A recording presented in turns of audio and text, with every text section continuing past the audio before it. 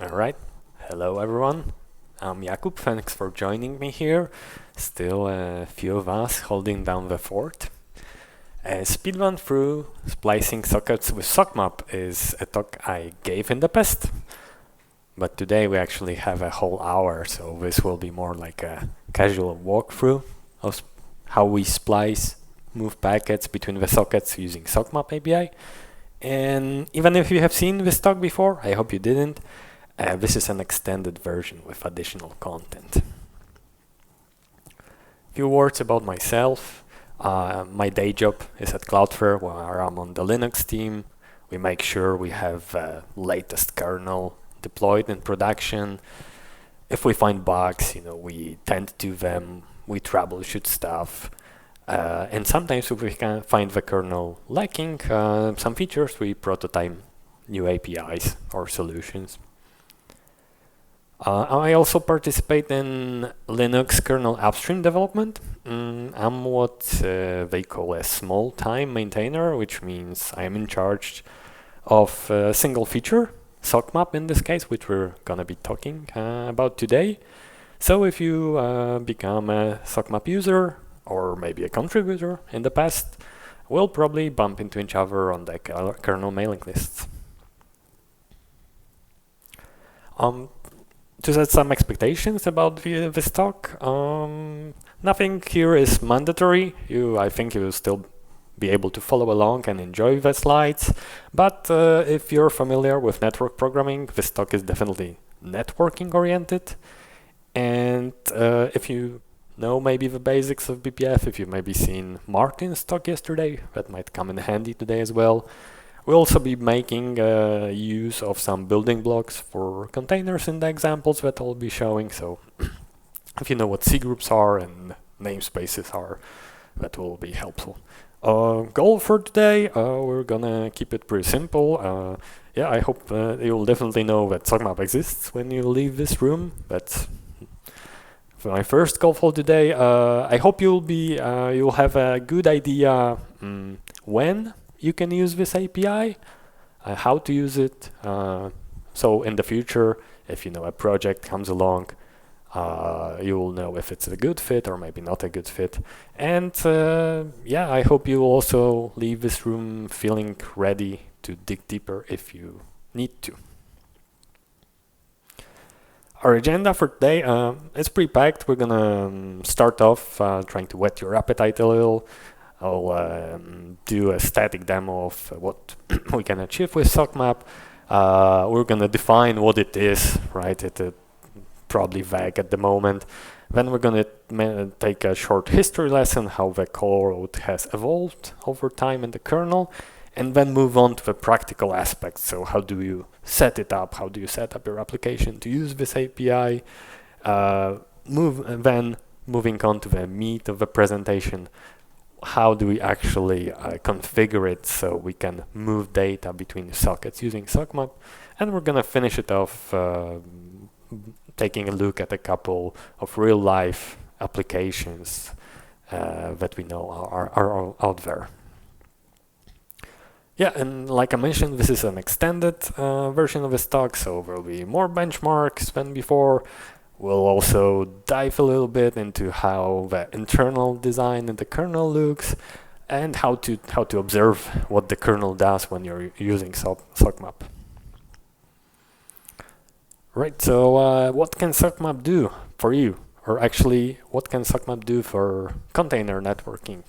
To start off with an example. So in a typical container deployment, Kubernetes, for instance, if you have two containers, each of them is running a process, perhaps a web server and database, and they need to talk to each other through TCP/IP.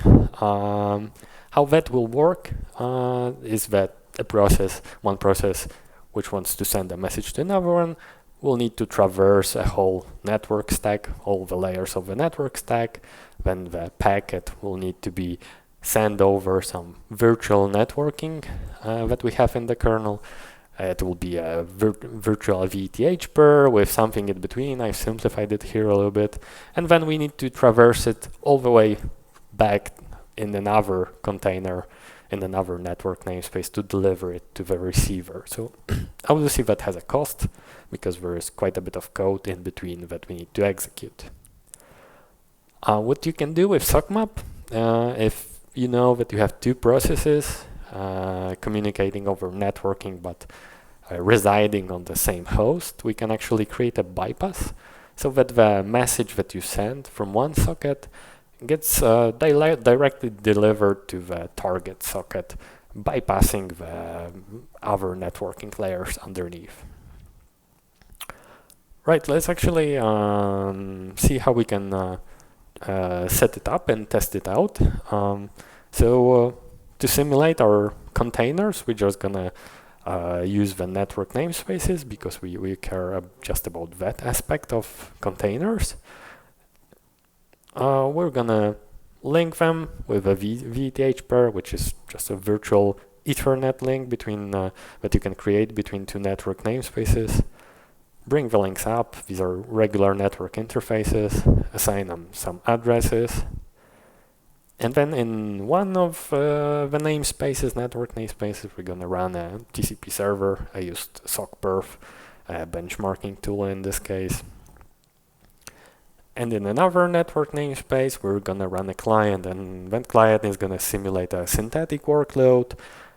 In this case, I've chosen a ping pong workload, which is like a request response and simulating an RPC workload. And we're gonna get some latency measurement. When I ran it on my laptop, I got something like 5.8 on average. Absolute numbers don't matter here because we're gonna be comparing just the base to another reading. Right, so this was our baseline, our first run. Now we want to redo the experiment with Sockmap.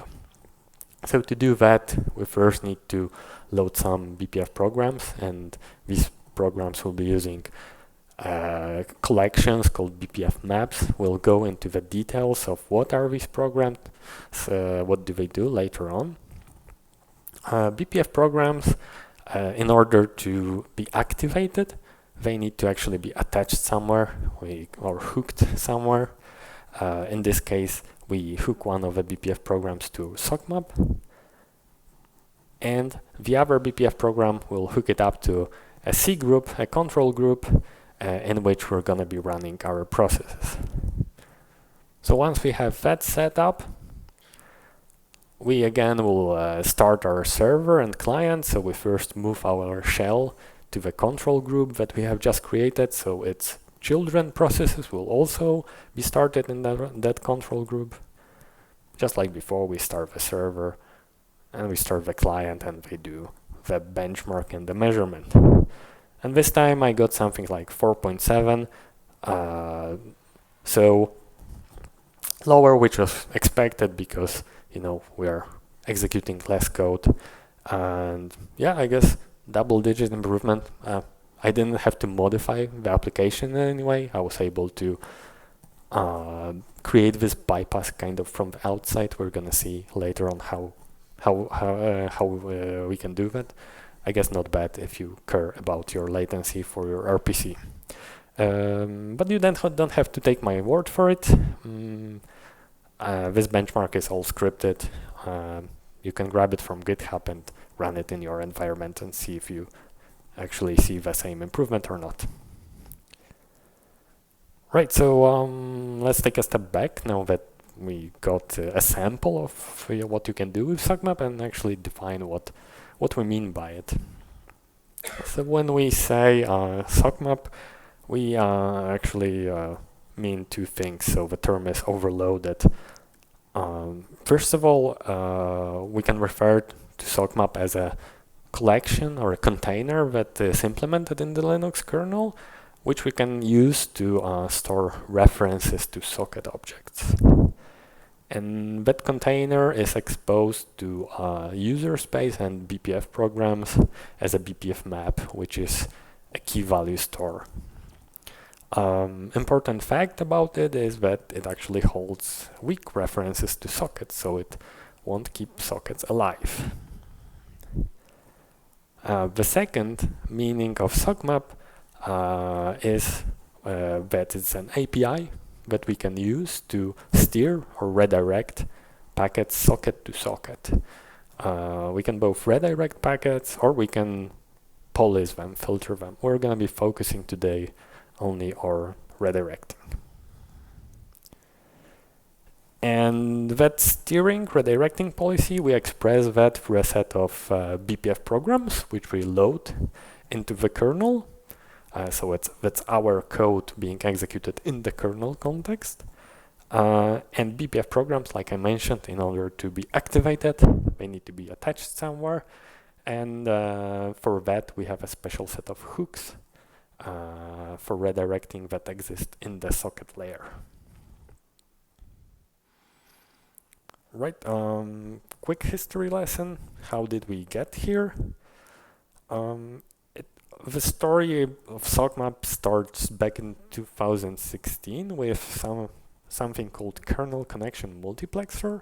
That's a whole different API that we're not going to be talking about today, but it introduced some important infrastructure on top of which Sockmap was later built.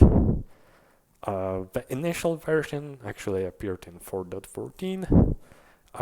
It was designed, it was proposed as a kind of counterpart of what was already possible at the time with XDP, which is BPF running at the network driver layer. With XDP, you can redirect packets from one network interface to another. And Sockmap was designed to offer the same, but at the socket layer. So you want to redirect packets from one socket to another. That has later evolved. At first, we were only able to redirect packets, so traffic kind of coming in from the network stack to the socket. Later on, it was extended so that we can also redirect messages. Messages are what your application hands over to the kernel when you send something from a socket. In 4.18, we gained another variant of a container, initially for holding socket references. Initially, we had only a container indexed by integers as key, and in 4.18 we gained a sock hash, which where you can use an arbitrary binary blob as a key.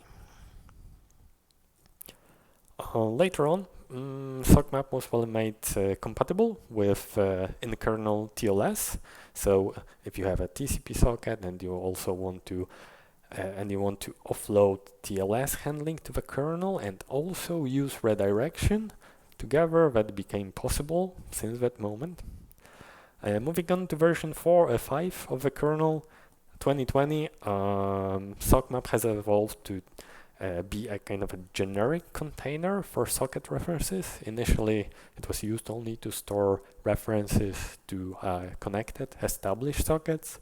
We then extended it so we can also store unconnected UDP sockets or listening TCP sockets.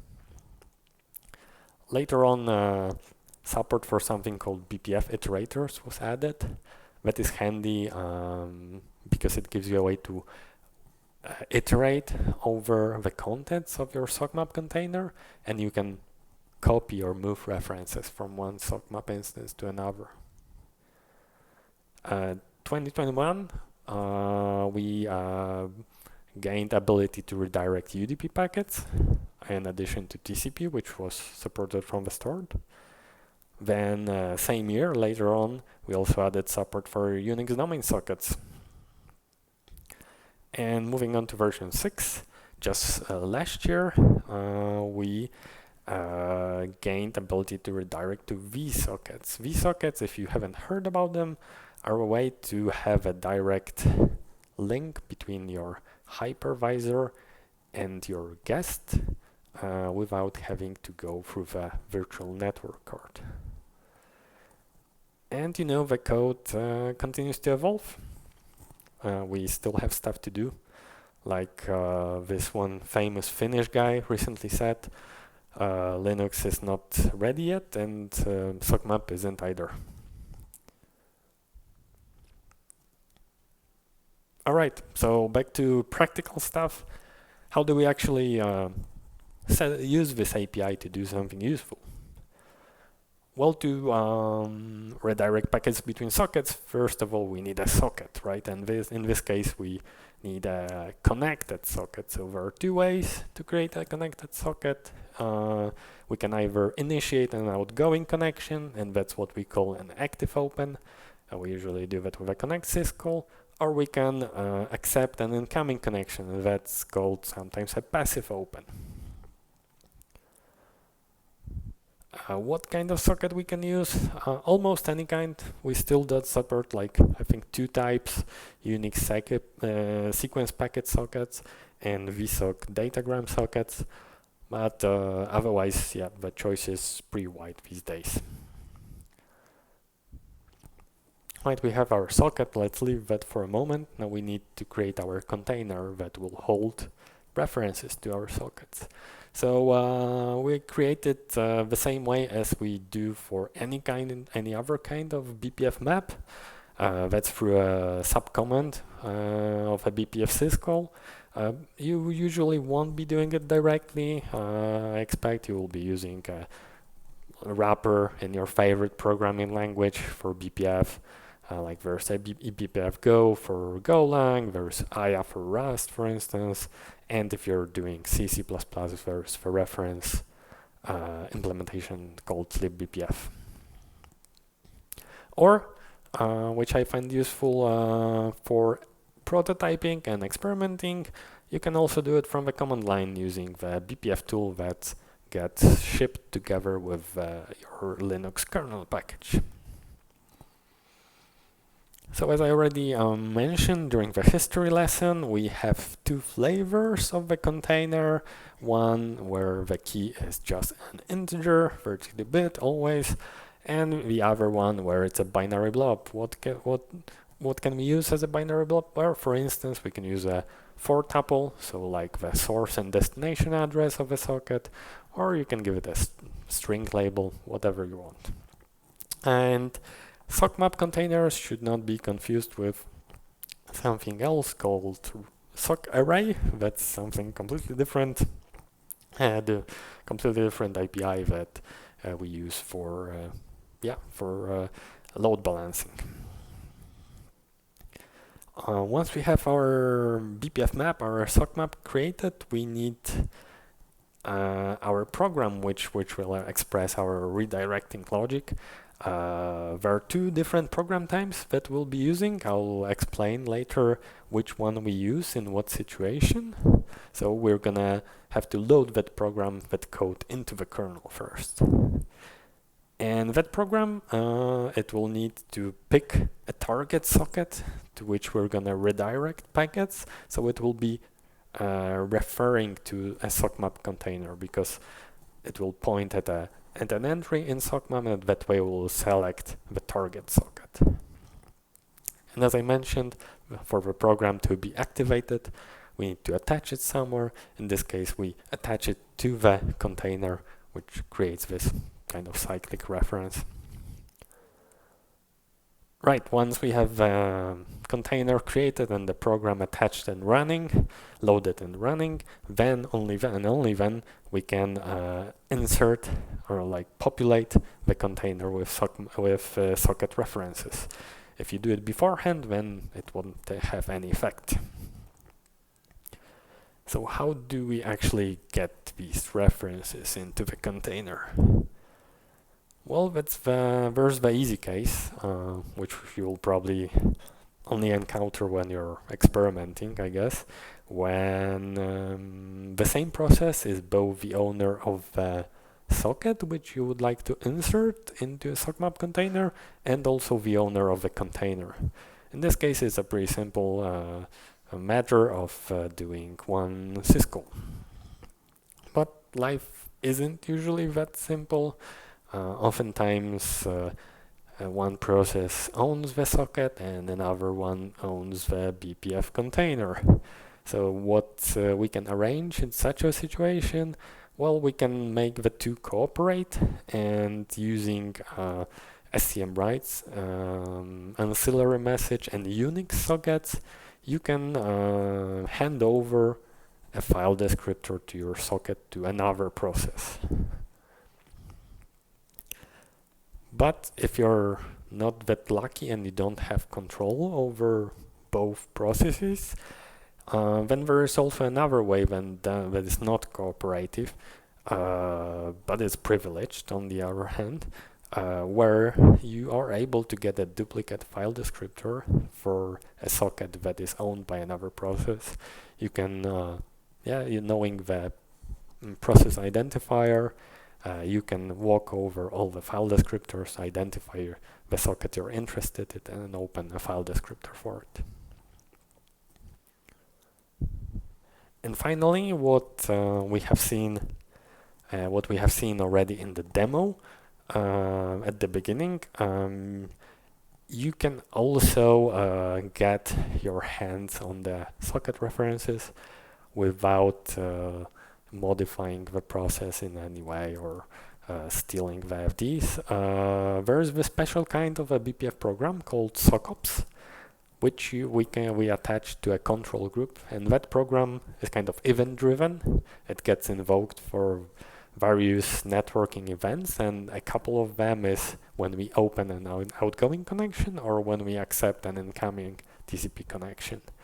And as its context, this program will get a reference to a socket that was created either because of an incoming or outgoing connection. And from the context of that BPF program, we can populate the Sockmap as well. Right, you might also need to clean it up if you're not just terminating your process and letting your system destroy everything for you. There are a few ways to remove your reference to a socket from Sockmap. The simplest one is just by closing the socket. If you close all the file descriptors that point to a socket object, then because Sockmap has just a rig reference to it, it will just disappear. Then all BPF maps support an operation that allows you to delete an element from a container. We can also do that by referring to it by its key. We can also destroy the container itself. That will delete the reference as well. Or used rarely but possible, under Linux you can disconnect a socket and reuse the object. Okay, so we know how to set this up, but it's not doing anything yet. We're not pushing any data yet. So let's actually jump to the most important part of this presentation. How do we and in what setups we can actually move data between sockets. So there are 4 different setups that we can distinguish, that we can create using the Sockmap API. The first one that I want to cover is what I call send to local. This is actually what we have seen in the demo in the beginning, where we create this bypass for container networking, and it's when we send a message from one socket and we want to receive that message out of from our target socket. This is kind of similar to what you can set up using socket pair, which is limited to only Unix domain sockets, or if we get out of the networking domain and just regular I/O, it's similar to a pipe simply. How do we do that using Sockmap? Well, because we are not operating on packets here, but on messages that we send and receive, we use the skMessage program type, which we attach to a dedicated hook for this program type, skMessageVerdict. And this program will call a function. In BPF world, we call these BPF helpers, these functions, which will select the target socket to which we will steer the message. And because we are going to receive this message, we also set the ingress flag. Right, and for all this to work, our program also needs to return a green verdict escape path. as opposed to skdrop if we wanted to police the traffic and drop the message, filter it for some reason. How does it look in the code? Well, it can be pretty straightforward or complicated, depends how how you can set it up. Your program will usually get the message as the context. It can inspect it, look at the source address, the destination address, and make a decision to which target socket steer the message based on that. When can we use it? We don't have full flexibility here, only because we haven't had the use cases. So your input socket has to be a TCP socket, and your output socket can be anything but vSockets. How does this work internally, actually? So normally, your socket object in the kernel has one receive queue called skReceiveQueue, into which the L4 layer will push packets together with metadata. And in the Linux kernel, these are called socket buffers, SKBs in short. And later on, when you receive from a socket, your SKB will be transformed into a message which is handed over to your application. However, when you use Sockmap to redirect messages sent out of one socket to another, then in the target socket will have also a second queue which will hold the messages, so that we don't transform the message into the packet and back into a message when we want to receive it, but instead we directly enqueue a message object in the target socket, and then you receive it. Yeah, and we can actually trace what's happening in the kernel when we do that and see for ourselves what happens behind the scenes. Linux kernel has a very useful tracing framework called ftrace, and it can show you the call graph on everything that is happening.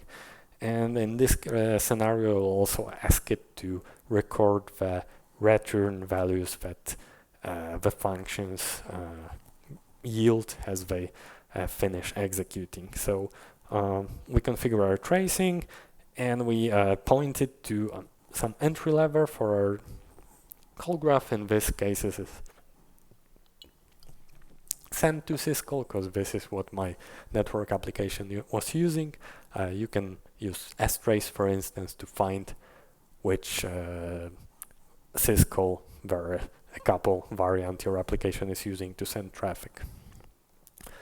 If you run it, it will produce something like that.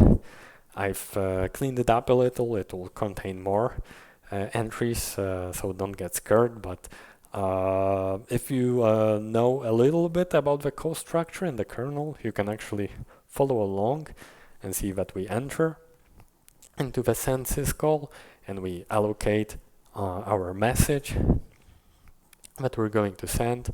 Then we run our skMessage BPF program, which selects the target socket. And finally, once we're done with it, we deliver the message to the receiver's queue, and we wake up anyone waiting for this socket to become readable. So if you poll for a socket waiting for a read event, that will wake you up, and you can then take action. So what you see is that the both send and queue, they all happen in line, right? The call graph doesn't break off, so it all happens. The message gets delivered straight to the receiver's queue. This is as good as it gets in the kernel. This is also how Unix domain sockets work, which is the fastest way you can get like local networking on the same host. All right, so moving on to next scenario. This is really similar to the one we have seen.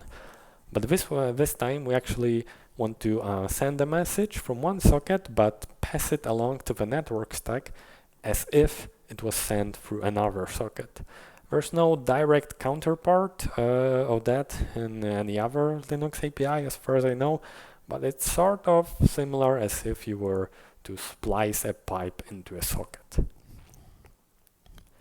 We are yet again using the SK message program type.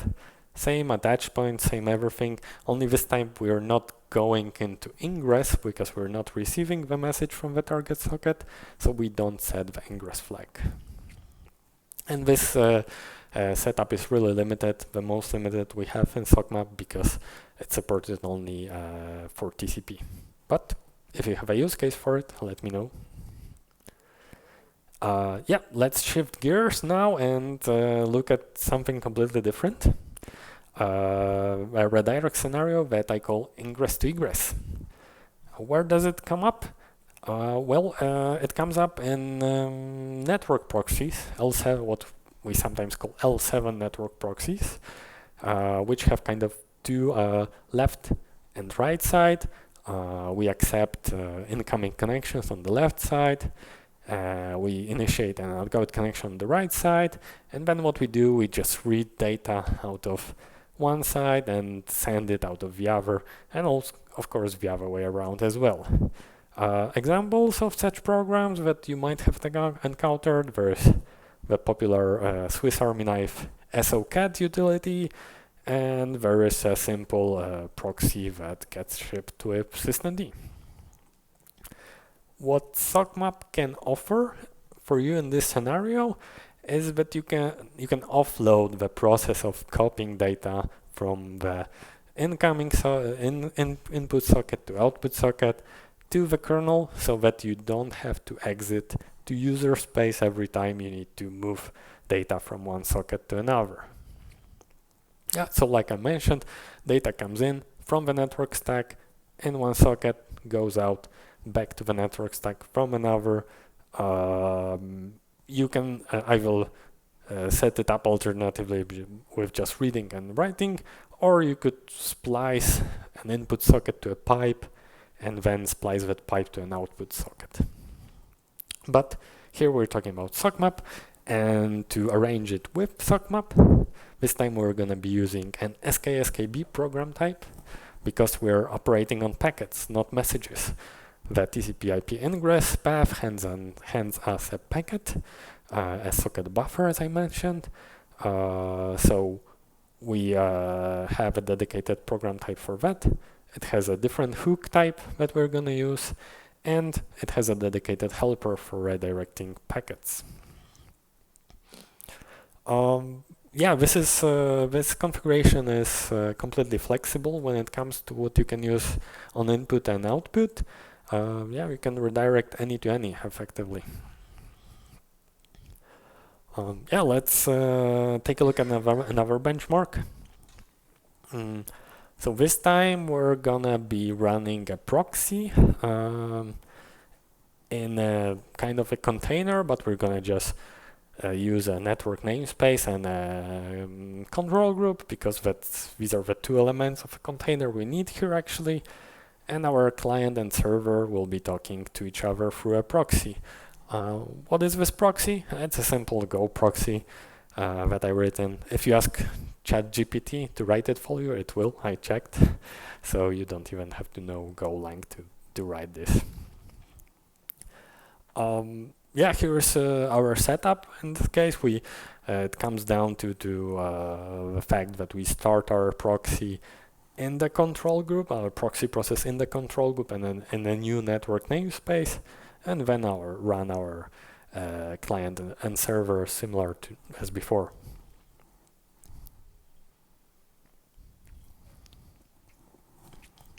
And in this case, I got something like 24 microseconds, so more than last time.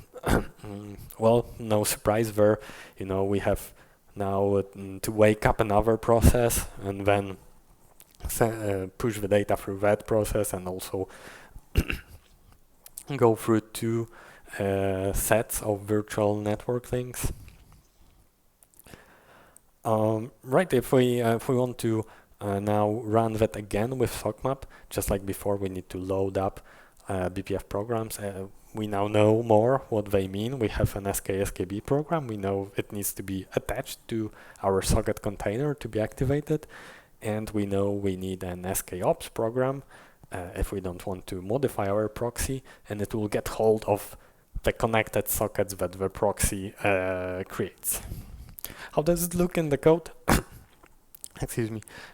So the SKOps program I just mentioned, it gets invoked with a context object, which tells us what kind of event it is. That way we can differentiate if we're dealing with an incoming or outgoing connection. And we're gonna do two things. We're gonna store a reference to a socket in our socket container, and we're also gonna remember map in which direction which connection is going. So we're gonna map a unique identifier for a socket called socket cookie to the direction of a connection. Why do we need that?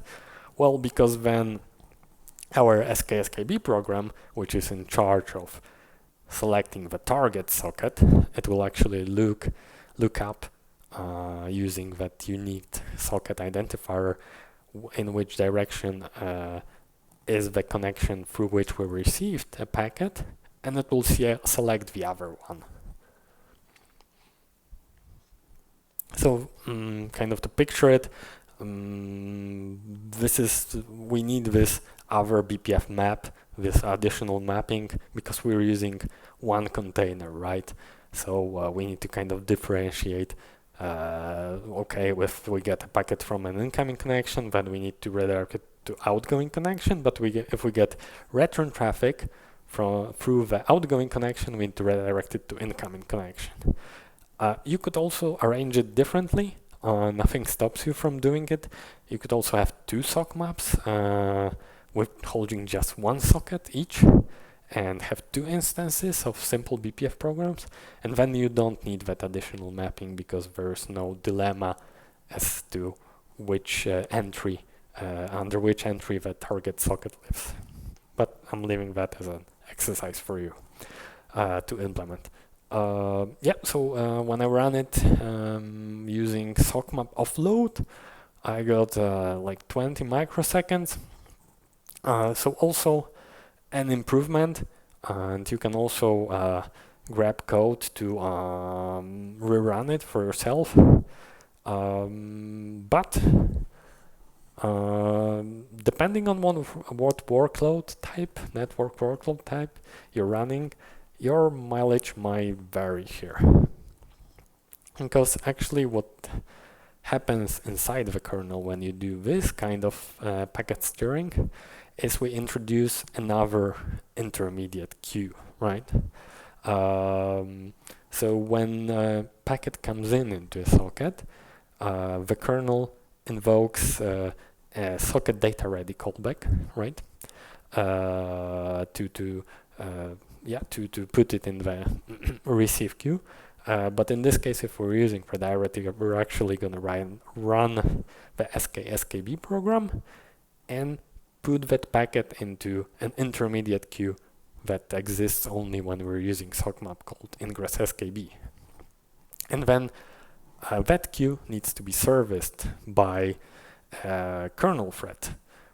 Why do we do that? Well, that's actually part of a design, unfortunate part of a design we have inherited from KCM that I mentioned in our history lesson. And it's good and bad. It's done like that so we avoid head-of-line blocking, right? So it's not guaranteed that your target socket will be writable when you have a packet to write to it. If it's a TCP socket, say, your TCP peer might have closed the window, so you need to hold off. You can't write anything for the moment. So to avoid head-of-line blocking, we instead queue the packets in this intermediate queue. However, that can lead to build-up of that queue because we actually don't have any back pressure to our source socket, right? So that's something to keep in mind. And it's also something that we have some ideas how to improve. We just haven't done it. Right, our last redirect scenario, variation of a previous one. This time we also received a packet from the network stack, but we want to deliver it to read it out from another socket. We're also operating packets, so SKSKB program again, but this time with the Ingress flag because we're going into the user space. Here we also have almost total flexibility. You can redirect to anything but vSock. If you know vSockets, it doesn't make much sense to receive traffic locally through vSockets. That's why it's like that. Yeah, and it's a lot. I've created a cheat sheet for you if you ever find yourself trying to set something up with Sockmap. I think that once start thinking in terms of messages and socket buffers, it kind of becomes more intuitive, but we also don't support every combo, so maybe that will come in handy. Okay, and let's finish it off with look at a couple of real-life use cases, and we'll still have time for questions. So one of the Sockmap users that we know about was the Cilium project. They used to use Sockmap for what I'm going to describe. They don't use it anymore. So Cilium, if you haven't heard about it, is a networking driver for Kubernetes that heavily uses BPF. And what they were using Sockmap for is to implement a transparent L7 proxy. So you had an application running in a container, a Kubernetes container, and you actually wanted to take a look at what the application is sending and decide if we should pass this request or not. And if you decide to let this request pass through, you would like to send it, but using the same path as if it was sent from the container, because there might be some additional setup there, right? Might be some routing setup, or maybe you're using TLS there, so you kind of need to steer the traffic back. I'm wondering if you can make out the redirect scenarios that we're discussing here. So we first have a send to local, where if app was sending, an HTTP request, that would be first redirected into a proxy. Proxy can take a look at the request, at the HTTP body, and decide what to do with it. And if it's a go, we then redirect it back, but we send it out of the socket owned by the application in the container. Alright, another real-life use case we've heard about comes from ByteDance, so the company behind TikTok application. What they had, they had a setup where there was a client and a server, and they were talking over Unix sockets, and they actually had multiple clients talking to the same server. So they wanted to migrate this setup so that the clients would be moved into virtual machines for some reasons, maybe security, I don't know, while the server kept on running on the host. And because they had multiple clients, they didn't want to adapt all of them to start using TCP or UDP. So what they decided to do instead, we actually decided to write a proxy that will create a bridge between Unix and UDP communication channel to the host, and they did what we saw earlier. They used Sockmap to offload this data copying between these two sockets. Then they actually iterated on this design and contributed VSock support to Sockmap so that they can create a bridge between Unix and vSockets, and that way they could bypass all the virtual networking layer between the host and the guest. So the redirect scenarios that we see here, well, it's just ingress to egress, but in both directions, left to right, right to left. All right, yeah, that's almost all. Where do you go if you want to learn more about this API? Well, we have, surprisingly, we have some documentation in the Linux kernel, and we have quite a bit of tests in the kernel which serve as pretty good examples of how to use this API. Then if you just are curious about Sockmap, or maybe want to use it with in-kernel TLS, I highly recommend this past talk by Daniel and John, who are actually the original authors of the code. I can also recommend a blog from a few years ago by my colleague Marek, who reviewed Sockmap from kind of a different perspective, building an echo server.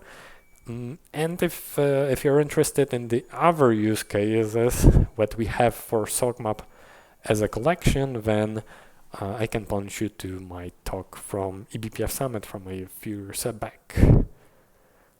And that's all I have for you today. All the code I reference to here is on GitHub, as well as these slides. So feel free to grab them if you ever need them in the future. Thank you.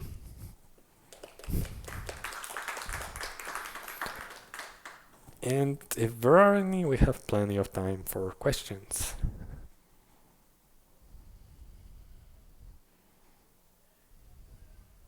All right.